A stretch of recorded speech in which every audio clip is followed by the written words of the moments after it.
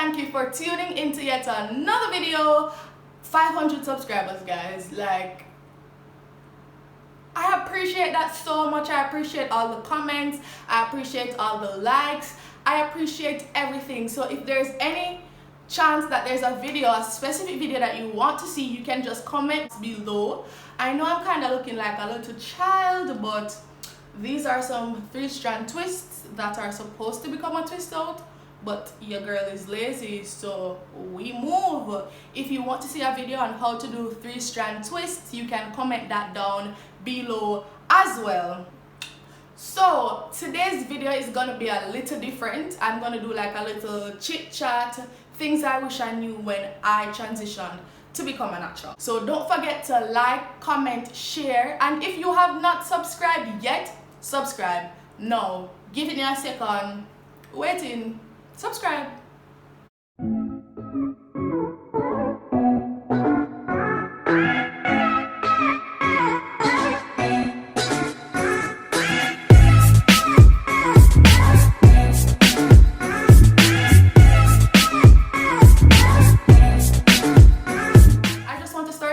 Saying natural hair is not a one-size-fits-all, but you can find people out there with the same hair as you, and you can just roll off of the beat that they're playing and see if what they do works for you.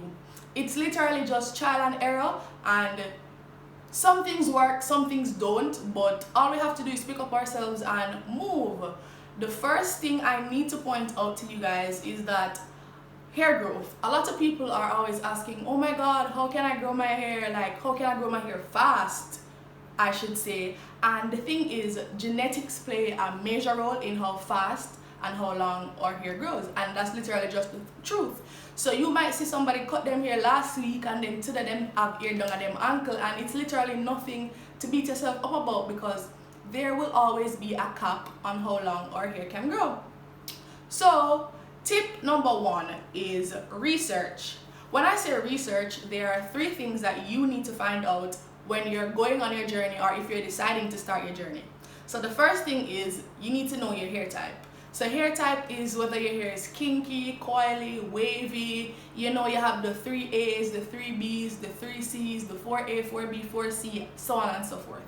So that will help you in your decision making when you reach the part where you're starting to decide on products.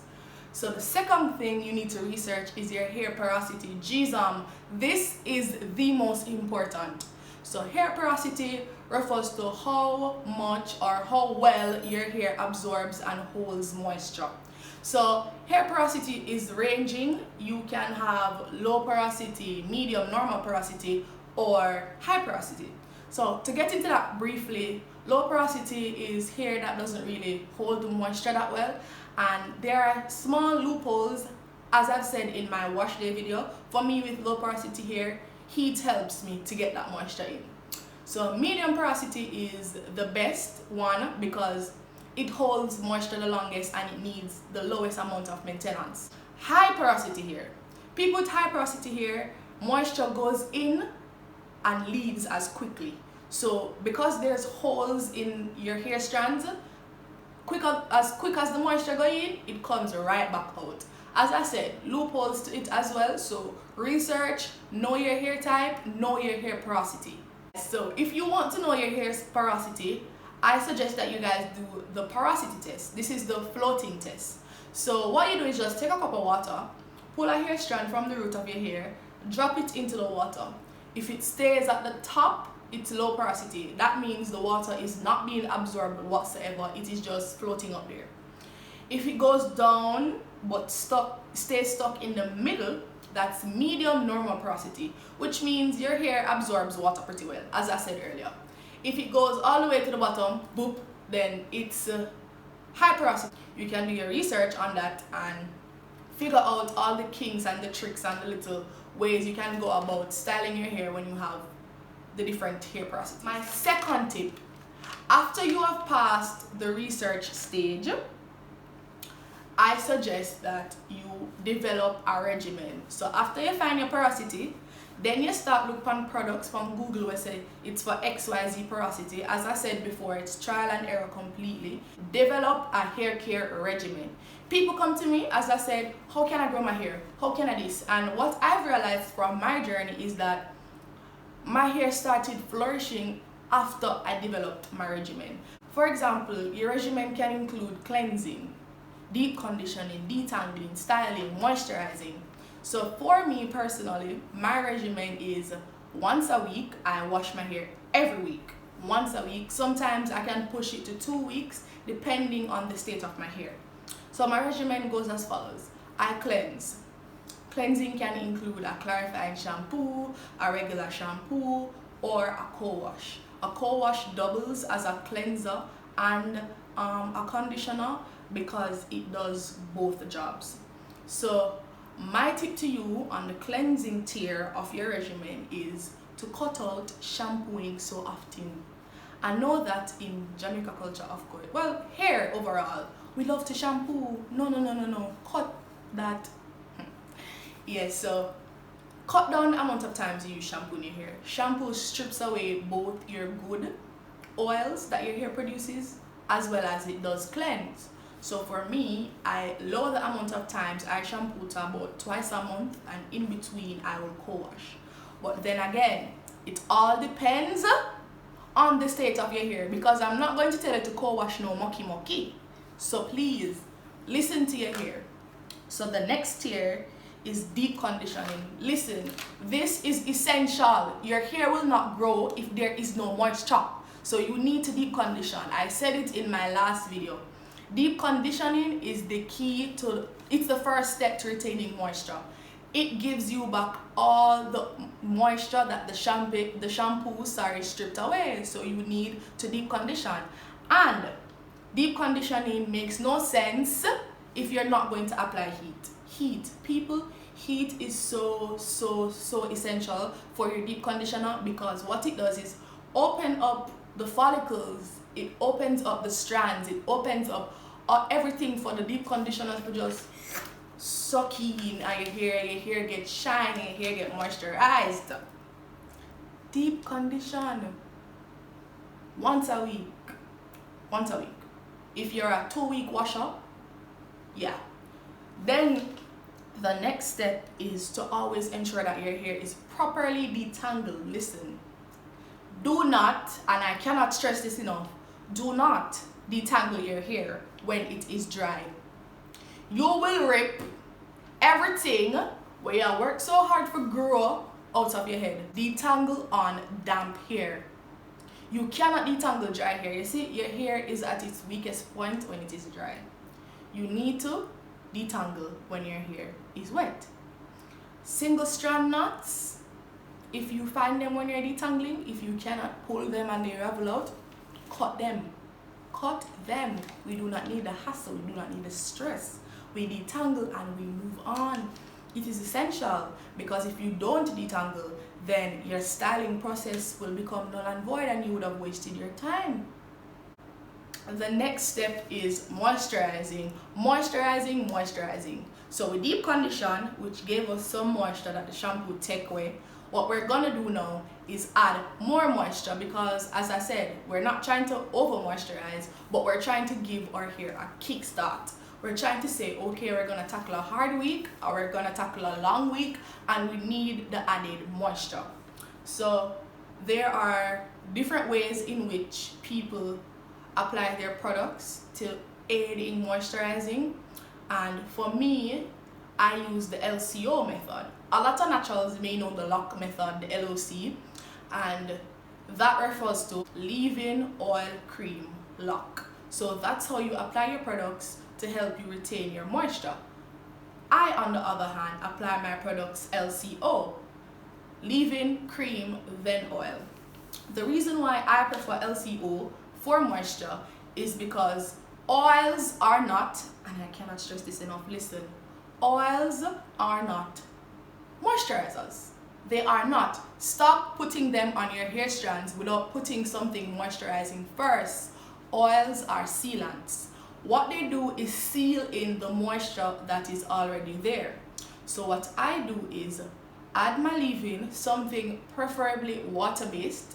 I always stress Aunt Jackie's Quench leave-in, love it. I love it completely. Water-based. That's my first step of moisture in my LCO method. Then I go in with a cream. A lot of people debate and say, oh, creams aren't moisturizing, they're sealants as well. I don't agree. I don't agree. My Shea Moisture Raw Shea Custard is amazing and it gives me the moisture. When I move on to my oil, I put that on to seal in the moisture from the leave-in and the cream. The Dew Grow, the grease, all those things, what they do is trap in moisture already there.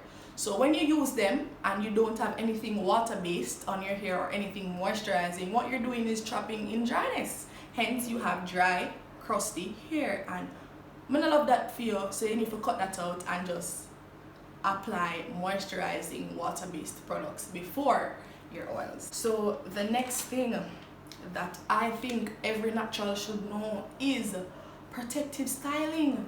Listen, protective styling has saved me. Protective styling saved me. After my wash day, this is a part of my regimen. After my cleanse, my deep condition, detangle, the works, moisturize, I tend to protective style. What protective styling helps to do is low manipulation. So the less you manipulate your hair, the more you're giving it the space to flourish, because when you haul it up in a bun or haul it up in a ponytail, it is going to break, whether it be from your roots, which you don't want, that's where your hair is growing from. So you need to give your hair space to breathe and just stay in a style. So what I suggest is flat twists, regular twists, braids, plaits, whatever you want to call them, cornrows, do them. Low manipulation helps. Protective styling helps with hair growth. The next tip, I don't know if people not gonna like that one here, but I can say that it has helped me, and that is tip number 3, I think. Trim your ends. Trim your ends. Like, that is a savior. You see, the ends of your hair is the oldest part of your hair. So they are the ones more susceptible to breakage. They are the ones more susceptible to split ends. Trim them. Cut them. I know that we like to see long, flowy hair bouncing around, but guess what? Long, flowy hair bouncing around, if not healthy, makes no sense. What you're going to do is ruin the hair that's at the top that's already healthy. So cut, trim your ends. Trim, not cut. Trim your ends. So you can either trim your ends based on a schedule or based on needs be.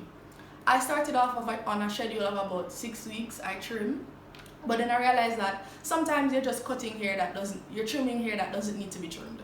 So what I started doing is, whenever I'm detangling, if I realize that my ends look a little split or my ends look a little shabby, I will just take the scissors and that's it. I will move on, because what? When we have nice ends, that also helps our hair grow. So keeping on that dead end or that split end is just literally weighing down your hair and stopping your hair from progressing. And what we want is progression. We want the growth. We want long, luscious, healthy hair. So the next tip, stay away from heat and chemicals. So you see that flat ironing, that chemical bleaching and coloring and all those things, listen, all it does is damage your hair. So when you add that direct heat from the flat iron and you sizzle down your hair like a piece of pork, what you're doing is literally ruining your curl pattern, and you're going to be left with some stringy, I have to catch myself sometimes. What you're left with is some stringy straight ends, and literally the only thing you're gonna have to do is just what? Cut it off. Like, you're going to just have to cut it off. Sometimes we feel like we want a little change or we want a little color. Listen, there are so many things out there now that we can do to change up our looks without even damaging our hair. Listen, go get a wig, go get a blonde wig, go get a red wig, go get some of that bottle color that they're selling now, you know, the little hair paint wax. Get that, change up for a few days, but to add permanent damage to the hair that you're trying to grow, I ain't with it, sis, and you shouldn't be with it either, because natural hair, listen, it's a task, and sometimes we say we want it to be better, and we say, okay, After that, you damage it out and you go cut it off and it just don't grow, but then what? My last tip to you guys is be patient. As I said, one size does not fit all when it comes onto natural hair. Not because your hair growth is not at the same speed with someone else means that you are doing something wrong. It could be a case where, as I said, genetics is just up.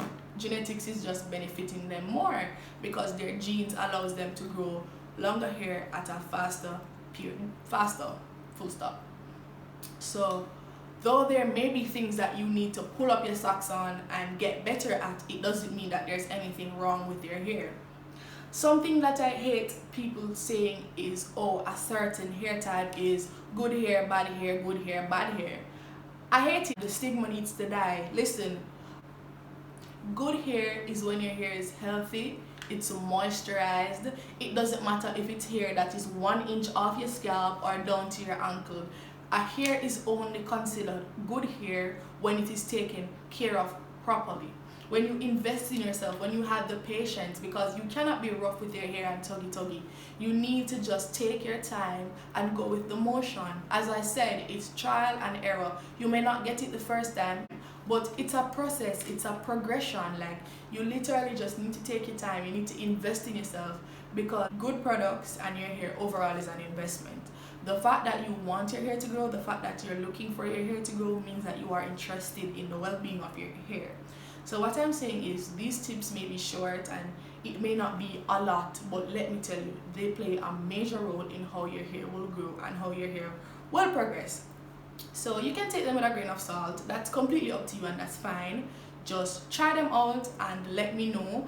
People message me all the time on my socials asking me for recommendations or like tips on what I think. If that's the case and you want to speak to me, I'm always open. Talking about hair is literally my favorite thing. I don't know if it has become my personality, but I love it. So if you have me on any socials and you want any tips or you know where to reach me, you can always hit that DM and I'll respond.